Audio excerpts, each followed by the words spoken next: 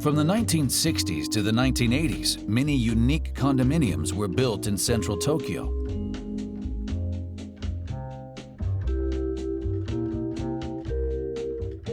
As prices of newly built condos soar, aging but value-retaining vintage condominiums are attracting renewed interest. Prices are rising, but depending on market conditions, they sell very quickly. Their value has risen 1.5 times from 10 years ago. Nowadays, it's quite common for people to renovate and increase the value of their property and to design a home in a way that suits their lifestyle. A vintage condo isn't really a vintage condo unless it's one of a kind. And you take into consideration the historical background and the architect's design concept. What's the difference between a second-hand and vintage condo? Condos nowadays have absolutely no character.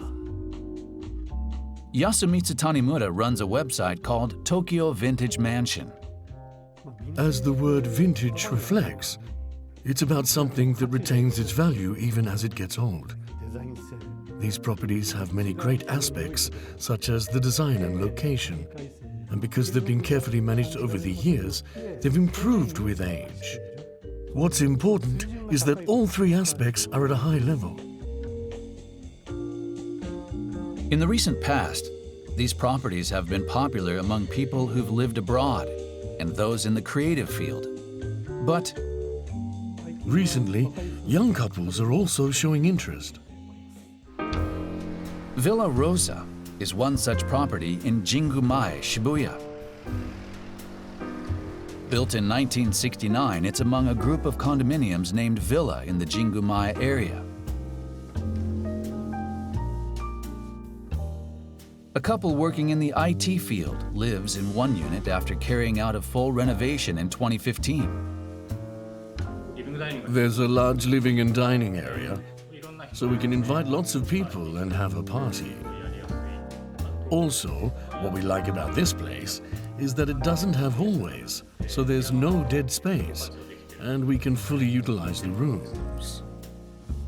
People now end up buying new condos, and these square boxes seem to appeal to everyone. Vintage condos of the past were designed by architects who use space in a luxurious and fun way.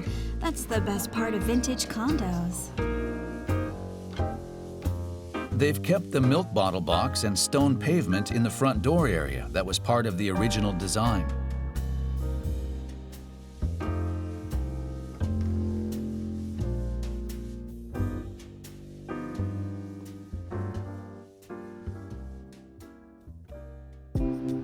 Co-op Olympia near JR Harajuku Station was built in 1965.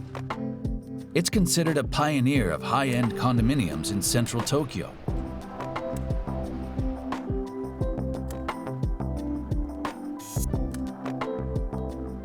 Although not in use anymore, there's also a pool on the roof.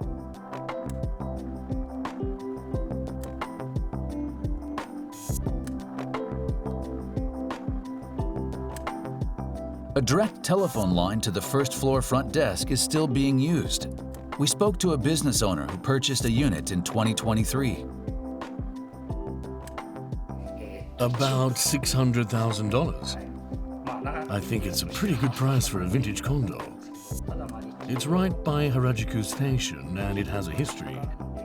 It was something I always wanted, and I decided to buy it also out of a sense of nostalgia. There's a concierge who's on standby 24 hours a day, and I was also attracted by the fact that it has that kind of service, despite being a 50-year-old condo.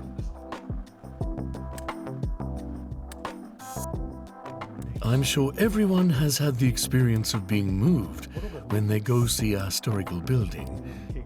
Vintage condos were also developed with that same idea, and you can really sense how well thought out the design is and how attached the residents are to the property.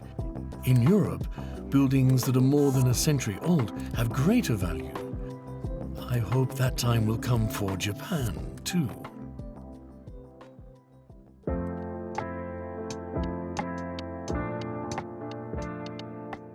Shuwa Gaien residence in Jingumae, Shibuya Ward. It was built in 1967.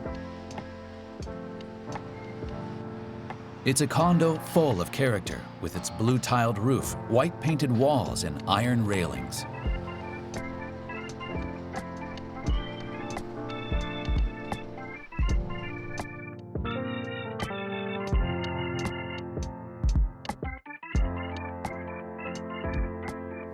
It's cute. The balcony railings are designed different for each property. When you spot that, you realize how different each property is, and it's very exciting. I've talked with various building association heads, and they all say how they love Shuwa. I think it's wonderful that it's been maintained by people who love the property and want it to be preserved. Buildings that have been built with passion are protected and cared for by people who carry on that love and passion.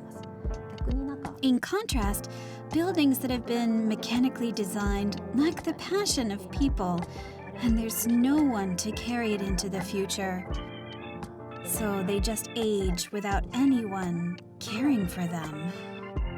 A key point when buying a vintage condo is to request documents such as survey reports and long-term repair plans from real estate companies. What does the future hold for the vintage condo market? As for value, prices will remain high. It's not a market that will grow explosively, but many people from overseas are coming into the market.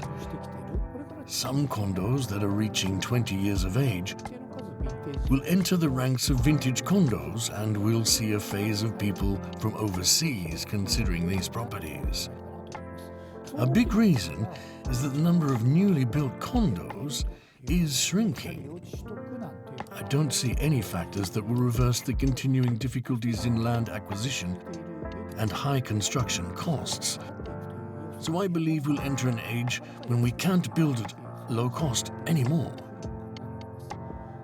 As newly built condos shrink, people will have no choice but to turn to the second-hand market, and the focus will shift more to that market.